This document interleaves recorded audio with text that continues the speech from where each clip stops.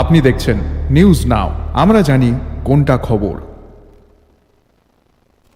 কৈলাসহরের প্রাচীন রামকৃষ্ণ শিক্ষা প্রতিষ্ঠান তাদের ৭৫তম বর্ষ উদযাপন শুরু করেছে ১ ডিসেম্বর থেকে। সোমবার দুপুরে বিদ্যালয় মাঠে প্রদীপ প্রজ্বলন করে অনুষ্ঠান উদ্বোধন করে মন্ত্রী টিংকু রায়।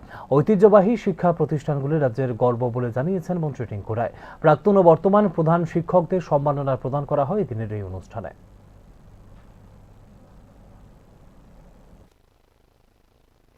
আমাদের শিক্ষার গুণগত বিকাশের জন্য আপনারা সকলেই জানেন যে এনইপি 2020 যখন এসে অনেকগুলো পরিবর্তন এসছে। একদিকে যেমন পড়াশোনা, আগে বলা হতো স্কুলে পড়াশোনা, আজকে কিন্তু পড়াশোনার পাশাপাশি স্মার্ট এডুকেশন বা স্কিল এডুকেশনের কথা বলা হয়।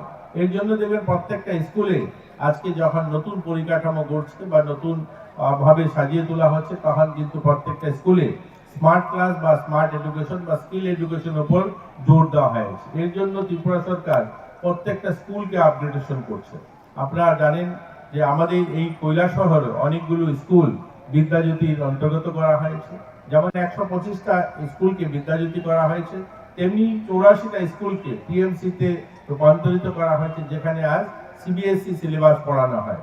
এছাড়াও আমাদের রাজ্যে প্রায় ৯০০-এর বেশি স্কুল যেখানে স্মার্ট ক্লাস চালু হয়েছে।